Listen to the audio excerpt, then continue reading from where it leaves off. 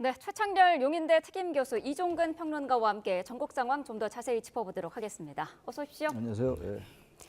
자, 계엄 사태와 관련한 수사의 칼끝이 윤 대통령을 향하고 있습니다. 대통령이 입건된 데 이어서 어제는 출국 금지까지 당했거든요. 사상 초유의 일인데 어떻게 보고 계시나요? 네, 그렇습니다. 출국 금지라는 것을 보면 법률상으로도 그러니까 범죄와 관련된 혐의가 있는 자 또는 범죄 수사에 지금 출국을 할 위험이 있는 자, 예를 들어서 네. 범죄에 곧 이제 드러날 그런 혐의가 있는 자에 대해서 이번 경우는 중앙행정기관의 장이 이제 소관 업무와 관련해서 법무부 장관에게 요청을 한 그런 케이스였던 것 같고요. 네. 뭐 사안은 뭐 1개월이라는 어떤 지금 이내라는 얘기도 있고 6개월 이내라는 얘기도 있는데 사실 그건 중요한 게 아닌 것 같아요. 왜냐하면 출국 금지라는 건 곧 소환 조사를 한다는 것이고 네. 소환 조사를 한다는 건 곧 기소할 수 있는 그런 가능성이 충분히 있을 때 법무부 장관이 그것을 받아들이는 것이거든요. 네. 그렇다면 출국 금지라는 건 단순히 출국 금지가 아니라 이제 곧 수사를 돌입하고 수사에 소환돼서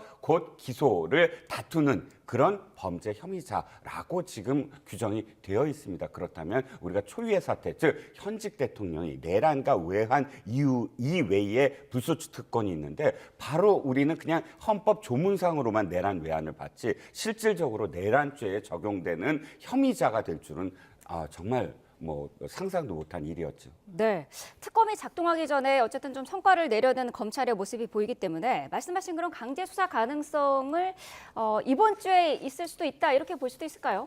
지금 대통령이 윤석열 대통령에 대해서는 이제 이번 내란 수계란 말을 다 자연스럽게 해요 이제는. 네. 그 김영현 전 국방장관 구속영장에도 윤 대통령의 내란죄가 적시가 됐어요. 네. 이미 이제 공식 문서에 내란죄가 적시된 거예요. 그냥 정치적인 그런 수사가 아닌 거죠. 근데 이제 대통령이 내란죄로 이제 적시가 되고 구속영장에 말이죠. 김영현 구속영장에 이런 상황이라면 지금 이제 공수처, 검찰, 국가수사본부 다 이제 경쟁적으로 이제 수사를 하고 있습니다만 네. 소환을 할 것인가 뭐 여러 가지 방법이 있겠죠. 조사하는 방법도 그렇고 또 긴급 체포를 할 건가 문제. 네. 김영현 장관의 경우는 긴급 체포를 했잖아요. 긴급 체포라는 거는 사형, 무기, 그 징역 3년 이상의 형이 예상될 때 영장 없이 체포하는 게 긴급 체포예요. 네. 현실적으로 대통령을 긴급 체포하기는 어려울 것 같아요. 경호처가 아마 막을 공산이 큽니다. 네. 어제 보도 보니까 경호처가 김영현 장관의 공간 수색할 때도 상당히 막았다고 그러더라고요. 그 책임자가 반대하면 그 압수수색을 할 수 없다고 그럽니다. 네. 근데 책임자가 지금 이 대통령실이나 관저의 책임자는 대통령이기 때문에 대통령이 막으면은 이제 반대하면 할 수 없다는 건데 그런 부분을 떠나서 어떻게든 이번 주 안에 이번 주가 그래봐야 오늘 화요일밖에 안 됐잖아요. 네. 어떤 형태든 간에 소환 통보라든지 어떤 그 수사의 진행이 빨리 될 것 같아요. 아직 워낙 이 급박하기 때문에 말이죠. 네. 대통령의 사실 직무는 거의 정지된 거나 마찬가지인데 마찬가지인 것이지 직무가 정지된 건 아닌 거예요. 이게 네. 굉장히 큰 차이입니다. 사실상 직무 배제됐다고 합니다만 그건 전혀 의미가 없는 얘기다. 그래서 저는 이번 주에 빠른 속도로 어느 기관이건 간에 대통령에 대한 조사를 누가 먼저 소환장을 보낼지 이루어질 가능성이 높다고 생각합니다. 예. 네, 그 직무 정지 부분과 관련해서 어제 이제 국방부 정례 브리핑이 있었는데 지금 국군 통수권이 누구냐라는 기자의 질문에 국방부 대변인이 법적으로는 대통령에게 있다라고 말을 했습니다. 틀린 말은 아닙니다만 네네. 이런 걸 통해서 대통령의 이선 후퇴가 허울뿐인 것 아니냐 이런 지적이 나오고 있거든요. 그렇죠. 그러니까 뭐 권한 대행이든 책임 총리제든 이런 표현들로 인해서 그래 그렇다면 이양이 그러니까 잠시 동안이라도 권한이 이양이 가능하겠구나라고 지금 생각을 하고 있다가 어저께 그 국방부 쪽의 발언이 바로 결정타가 됐습니다. 네. 사실 국방부 쪽에서의 공식 증언 답변은 틀린 말은 아니거든요. 네. 왜냐하면 현재 어떠한 뭐 이유를 대서라도 그 군통수권이 이양된 적이 없어요. 뭐 책임 총리제 나중에 또 말씀드리겠지만 그런 책임 총리제가 뭐 이전에 있었다 없었다 뭐 논쟁이 있었지만 있었더라도 군통수권은 대통령한테 있었거든요. 네. 그러니까 현재 대통령한테 있다는 답변이 나왔다는 것은 그렇다면 지금 대통령이 이선 후퇴를 하는 것이 아무 의미가 없다는 뜻이거든요. 이선 후퇴를 지금 하고 있더라도 네. 가장 중요한 군통수권 여기에 하나 더하면 인사권, 임명권, 인사권이라는 건 대통령이 자신의 국정 운영에서 가장 중요한 권한이거든요. 네. 그런데 그 두 가지 권한을 이양할 수 없다면 그러면 이선 후퇴라는 건 아무 의미가 없다라는 것을 이것을 지금 국방부의 그 답변으로서 우리가 인지할 수 있다는 거죠. 네. 자, 이런 상황들을 지금 지켜보고 있을 윤 대통령, 칩거 상태로 계속해서 침묵을 이어가고 있는데 거취에 대한 여러 가지 요구가 나오고 있습니다만은 어떤 선택을 과연 할까요? 저는요 하야나 탄핵 외에는 방법이 없어요. 네. 그리고 제가 보기에는요 탄핵이 가장 질서 있는 퇴진입니다. 지금 보세요. 조기에 질서 있는 퇴진을 하겠다고 한동훈 대표가 얘기한 게 12월 8일이에요. 네. 대통령의 담화가 있고 난 다음에. 그런데 질서 있는 퇴진 지금 이제 설명하신 것처럼 대통령이 권한을 행사하고 있잖아요 지금. 이성미 장관의 사의도 수용을 했고 네. 국정원 차장을 임명했고 말이죠. 한동훈 대표가 적극적으로 행사하지 않은 것 같다는데 이건 법률가답지 않은 발언이에요. 한동훈 대표답지 않은 발언이다. 네. 아니 권한 행사에 적극적인 게 어디 있고 소극적인 게 어디 있습니까? 우리 식사할 때 적극적으로 먹고 소극적으로 먹습니까? 저는 그래서 이 발언 자체가 법률적이지가 않고 네. 왜냐하면 지금 어떤 뭐 감정적인 거 이런 거 다 떠나서 냉정하게 봐서 헌법과 법률의 테두리 내에서 이 사안을 해결해 나가야 될 거 아니겠어요? 이 사건을, 이 사태를, 이 어마어마한 국가 비상 사태를 말이죠, 그야말로. 네. 근데 이거를 아까 제가 잠깐 언급했습니다만 사실상 직무정지된 거다. 이성후퇴다. 이성후퇴란 말이죠. 이성후퇴란 단어는 이미 2016년도 박근혜 탄핵 때 나왔던 얘기예요. 박근혜 전 대통령 탄핵 때 나왔던 얘기인데 그때는 그래도 나왔던 얘기가 국회가 추천하는 합의안 총리였다고요. 네. 막연하게 현재 있는 총리가 책임 총리한다는 건 성립 자체가 안 돼요. 그래서 대통령의 어떤 여러 가지 그 이제 거취 문제를 오늘 중으로 뭐 얘기를 할지 모르겠어요. 여당에서. 근데 여당에서 아무리 얘기를 해봐야 한계가 뚜렷합니다. 왜냐하면 대통령의 임기는 대통령 스스로가 결정하는 수밖에 없어요. 이 상황 속에서는. 네. 대통령이 국정을 일임한다고 했는데 아무런 헌법적인 법적인 근거가 없어요. 근거가 없기 때문에 무슨 대통령의 질서 있는 퇴진 말은 좋은데 질서 있는 거 싫어하는 사람이 어디 있겠어요. 근데 가장 일정이 정확히 밝혀지는 게 탄핵이에요. 네. 탄핵은 헌법 절차에 의한 것이기 때문에 지난 2016년도 또 제가 말씀을 드리면 말이죠. 2016년도 12월 9일 날 탄핵 소추가 의결이 됐고 박근혜 전 대통령 그리고 박근혜 전 대통령의 그 탄핵 심판이 이루어진 게 2017년도 3월 10일이었어요. 네. 그리고 5월 9일 날 대통령이 뽑힌 겁니다. 정확하게 6개월 걸렸어요. 네.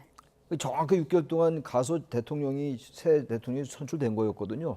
그게 질서 있는 거예요. 근데 질서 있는 조기 뭐니 해도요. 앞으로 말씀 나누겠습니다만 국민들이 이걸 용납할 거냐의 문제예요. 국민들이. 네. 아무리 정치권에서 얘기를 하고 여당 내에서 얘기하고 야당이 얘기하고 그래 봐야 국민들은 당장 내려오라는 거예요. 하야를 하든가 탄핵을 하든가 이런 얘기 아니겠어요? 네. 근데 이걸 자꾸 질서 있는 퇴진 얘기하는데 이런 얘기를 하면 할수록 질서는 점점 더 어지러워진다. 역설적으로 말이죠. 네. 자, 국민의힘 어제도 최고위원 회의여서 의원총회 등을 이어갔는데 대통령의 질서 있는 조기 퇴진 그 방법에 대해서는 의견을 모으지 못했어요. 일단 초선 의원과 중진 의원들 간의 생각의 차이가 큰 것 같아요. 네, 그렇습니다. 지금 국민의힘은 아직도 이 상황이 절박하다고 느끼지 못하는 것 같아요. 결론이 나와야 되거든요. 네. 근데 한동훈 대표가 어쩔 수 없다는 건 압니다. 지금 자신이 갖고 있는 대표로서의 권력이 공고하지 못하니까 네. 지금 이렇게 혼란이 계속되고 있는데 지금 제가 생각하기에는 이 권력이 이렇게 분산돼서 백가쟁명식으로 의총에서 5시간 동안 30여 명의 의원이 각각의 의견을 이렇게 개진하고 결론이 딱 한 가지예요. 나온 결론은 TF 태스크포스 팀을 해서 정국 안정 그다음에 국정 안정을 도모한다. 네. 그건 지금 국민들이 듣고 싶은 답은 아니거든요. 국민들은 두 가지를 듣고 싶은 거예요.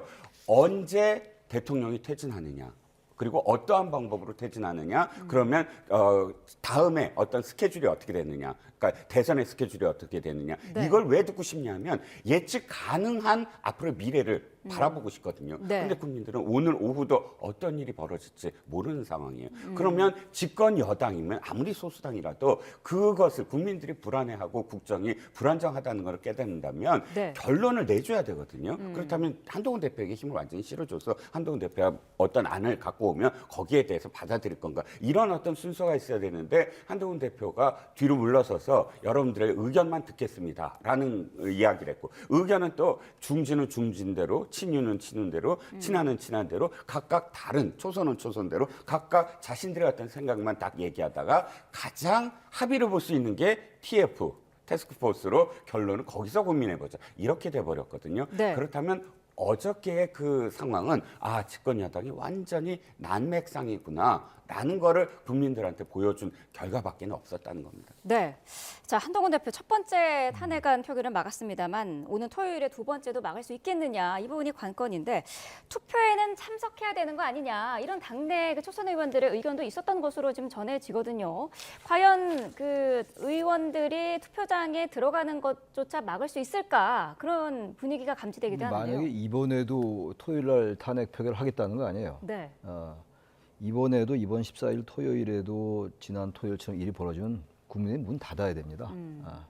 제가 단정해서 말씀드릴 텐데 탄핵 부결을 당론으로 정했잖아요. 네.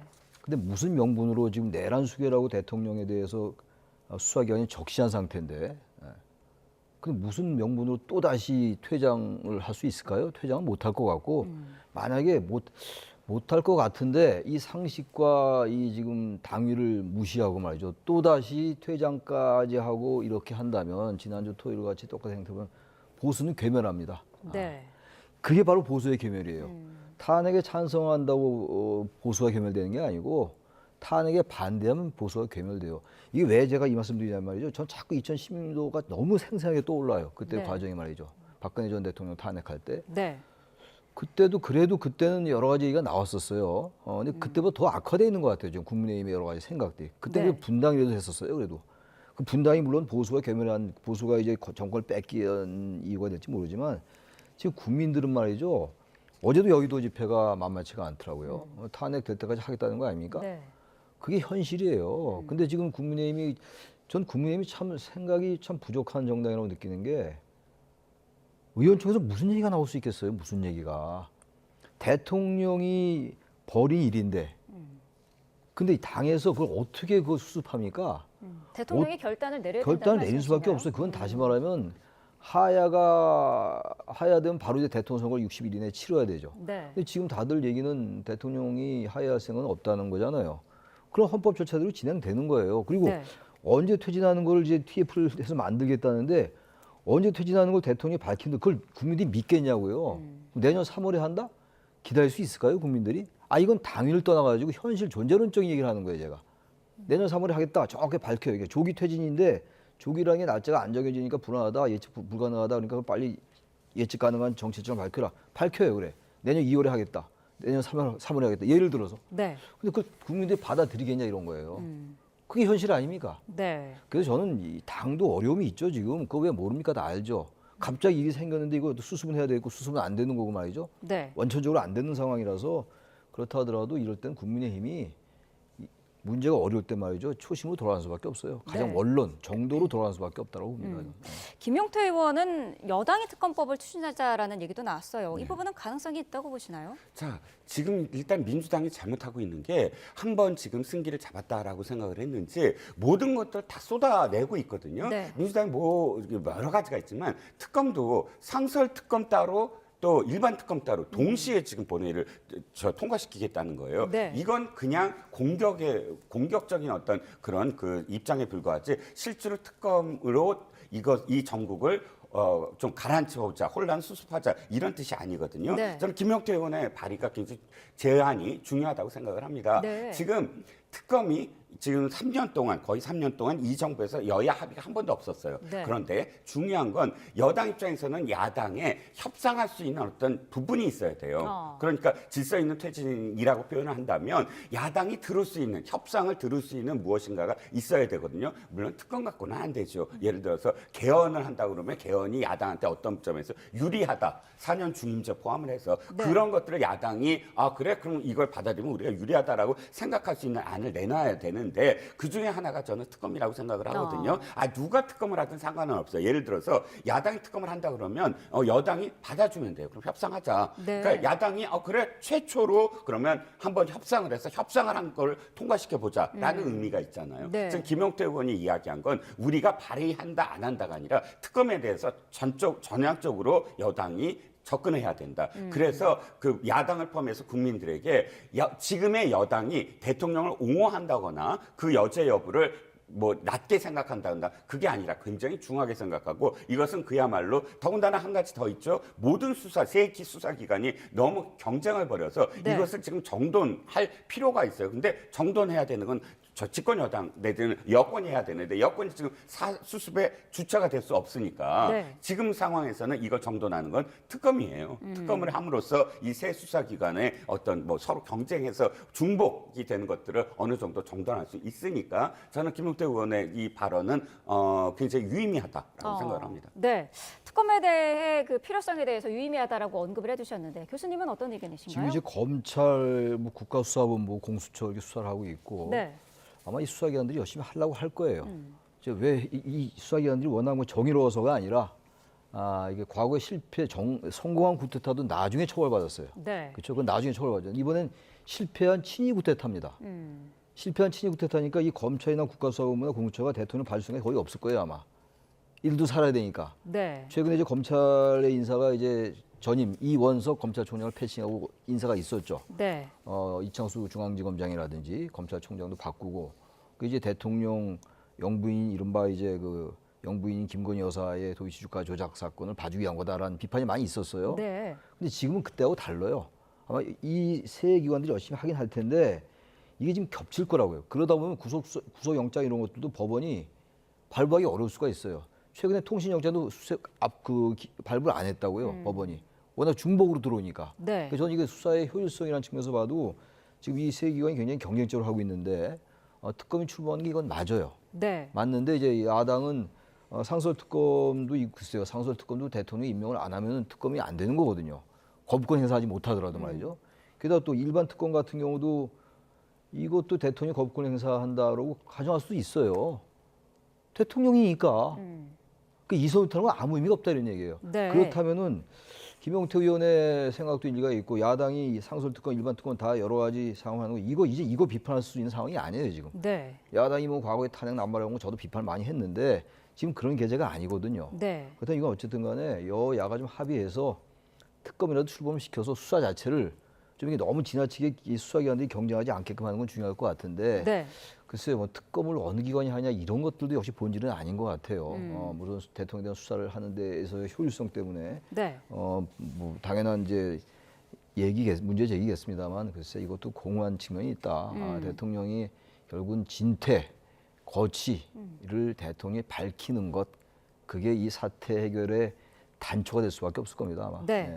자, 상황이 이런데 지금 국민의힘은 원내지도부 공백 문제도 있지 않습니까? 모레죠. 12일에 차기 원내대표를 선출할 것으로 보이는데 지금 상황에서는 누가 되는 것이 사태 해결에 좀 도움이 될까요?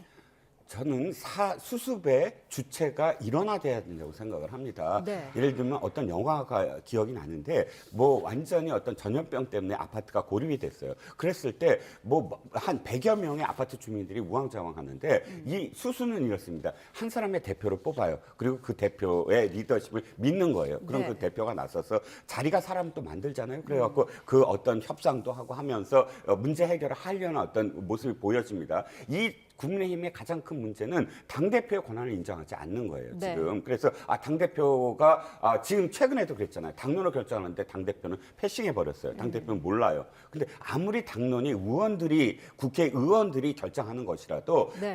이 최고위원회의라는 최고의결 기구를 지금 주재하는 대표가 바로 존재하잖아요. 최고의 권한. 근데 지금도 마찬가지입니다. 어찌됐든 일원화돼야 돼요. 근데 중진이라든지 친윤 의원들은 아니다. 지금 대표를 견제할 수 있는 쪽에서 원내대표가 돼야 된다라는 주장을 지금 하고 있는 것 같아요. 네. 그래서 나올 수 있는 결론이 뭐겠습니까? 지금 국민의힘은 윤상현 의원이 말한 그런 부분을 어느 정도 의원들이 갖고 있는 게 아니냐. 윤상현 의원이 구세로 올랐는데 뭐라고 했냐면 지난 2016년도에도 1년 후에 국민들이 다 잊어먹더라. 네. 내가 무소속으로 나와도 당선이 되더라. 이렇게 표현하는 건 예를 들어서 TK라든지 강남이라든지 어떤 상황에서도 뭐 자기가 다시 금배지를 달 수 있는 의원들이라면 제가 뭐 너무 일반화시키지만 의원들이라면 아니 지금 대통령 문제가 아니라 나는 어찌됐든 몇 년 후에 다시 뭐 총선에 나와도 뭐 지금 국회의원 되는데 뭐 이렇게 생각을 하고 지금 임하는 게 아니냐. 네. 임하지 않겠지만 그래서 이렇게 아직도 백가쟁명이고 아직도 원내대표 뽑는데 전파적으로 누가 나오느냐 이런 거 갖고 다투는 기사가 나오고 있다는 겁니다. 네. 국민의힘 일부 의원실에는 뭐 시민들의 항의로 몸살을 앓고 있다고 하고요. 또 정당 해산 청원도 5만 명을 넘었다고 하더라고요. 이런 성난 민심이 오늘 14일 국민의힘의 단일 대우를 분열시킬 가능성도 있을까요? 전 있다고 봐요. 민심이라는 걸 거스를 길이 없어요. 네. 아무리 독재 정권도 나중에 다 민심에 의해서 무너졌고 우리가 역사에서 수없이 봐왔지 않습니까? 그래서 우리가 민주화를 성취해낸 거예요. 그 엄혹한 독재 정권을 뚫고 말이죠. 네. 근데 지금 이런 상황에서 대통령의 내란죄 얘기를 다 인정하는 상황이고 헌법 위반이라는 상황인데 어떻게 대통령을 그 자리에 놔둡니까? 다른 거 같으면요 사과도 하고 쇄신도 하고 개편도 해서 가능해요. 근데 아까 화면에 다 나오잖아요. 군사들이 들어가서 병사가 들어가가지고 네.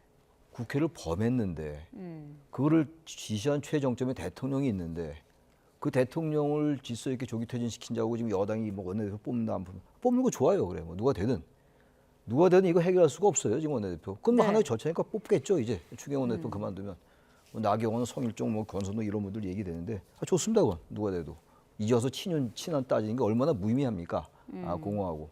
근데 아무튼간에 대통령께서 지금 뭐 지난주에 말씀을 하긴 했죠. 뭐 당에 일임한다. 일임할 수 없는 거죠. 뭐 여러 번이 얘기하는 거 아니에요. 법적 근거 없는 거기 때문에 네. 정확하게 자신의 거취에 대해서 대통령께서 말씀을 또 해야 돼요. 그리고 여당은 말이죠. 그것과 무관하게 국민의 뜻이 뭔가, 국민이 지금 무엇을 바라고 있는가를 보면 네. 보수가 살아날 수 있어요. 제가 자꾸 말씀드린 게 보수가 괴멸하는 길을 지금 가고 있다고요. 네. 지금 어떻게든 탄핵을 막을 길이 없을 것 같아요. 제가 볼 때 언제까지 막겠습니까 이거를? 전 막는 거 이거 한계가 있기 때문에 이번 네. 주 토요일 날 글쎄요. 국민의힘 내에 의인이 좀 있단 말이에요. 의인이. 네. 거창에 의인이라는 표현까지 제가 쓰는데 있다면 이 사태를 이렇게 놔두면 안 되죠. 네. 이거 국회의원 국민의 대표 아닙니까? 여야 떠나서 무슨 뭐 일각에서는 이게 탄핵되면 이재명 대표가 된다. 그건 그때 일이에요. 그때 일. 이쪽에서 잘하면 누가 압니까? 6개월이라는 시간이 있는데 왜 자꾸 그런 식으로 이 사태를 사태란 말, 이 어마어마한 이 사실 정변에 가까운 일을 대한민국의 위기가 초래된 건데 안보, 경제 모두 면에서 이걸 집권 여당이라는 당이 아무리 소수 의석이라 하더라도 네. 접근하는 이 어프로치가 잘못됐다고 좀 봅니다. 예. 국민의힘 입장에서는 이런 성남 민심도 고려를 해야 되고 지금 뭐 작전에 참여했던 군 관계자들의 진술이 잇따라 쏟아져 나오는 이런 부분에 대해서도 상당히 많이 좀 검토를 해야 될 것 같아요.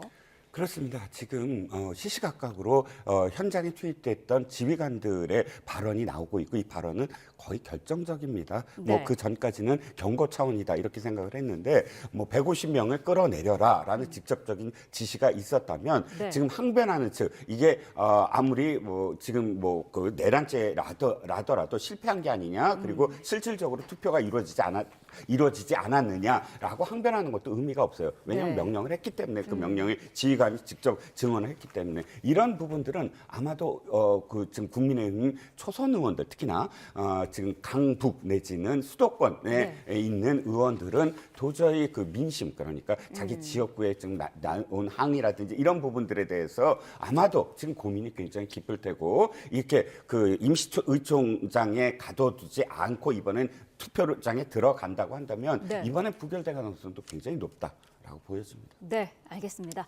자, 두 분 말씀 여기까지 듣도록 하겠습니다. 최창렬 용인대 특임교수 이종근 평론가와 함께했습니다. 고맙습니다. 예.